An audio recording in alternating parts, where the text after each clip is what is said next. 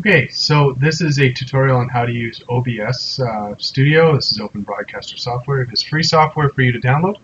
All you have to do is if you go to obsproject.com, you will be able to download a Windows as well as a Mac and Linux program for those different operating systems. It is free and open source software for video recording and live streaming. You can start and download and start streaming quickly and easily on Windows, Mac, or Linux. This is the working space with it. You have your screen that's being cast. You can change the window and where you're recording on as well. It's quite user-friendly. It does take a little bit of time to play around with and get everything right, but it shouldn't be very hard for you. You can change the number of scenes that you're going back and forth to, and you can add different scenes and go down or get rid of. You can change your different sources that you want to show. So if there's a browser source or an image or images that you want to see or show, and you can hide those at any time. You can also put sound sources in there as well. One thing that you can do is you can change your desktop audio and how much volume you're getting there, as well as your mics, and you can edit those and you can see whether or not they're.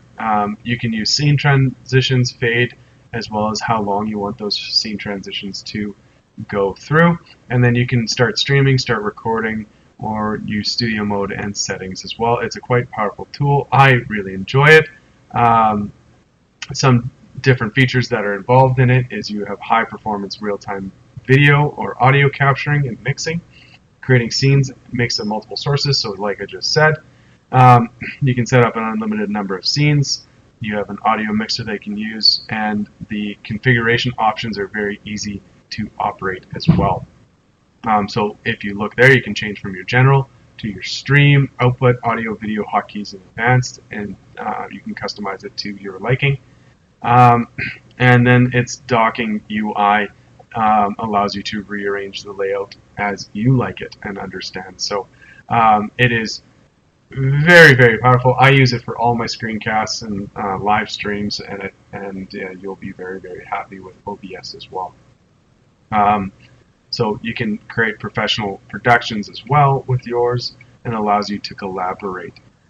So OBS Studio is something that is highly useful, especially in a time right now where we are tasked with giving content digitally. You might want to check OBS Studio and download it and play around with it today. You can also put a webcam in there, which I do use for my screencasts, but I'm not using for this one here. If you want to see me, there we go. Okay, and if I wanted to, I can change the size of my video here. I can change the position of my video, where I am positioned depending on where I want to be. Maybe I don't want to block content or anything. Okay, so hope this was useful. If you have any questions, please feel free to contact me on Twitter @TeacherWayne, or you can subscribe to my channel for more how-to videos with other tools.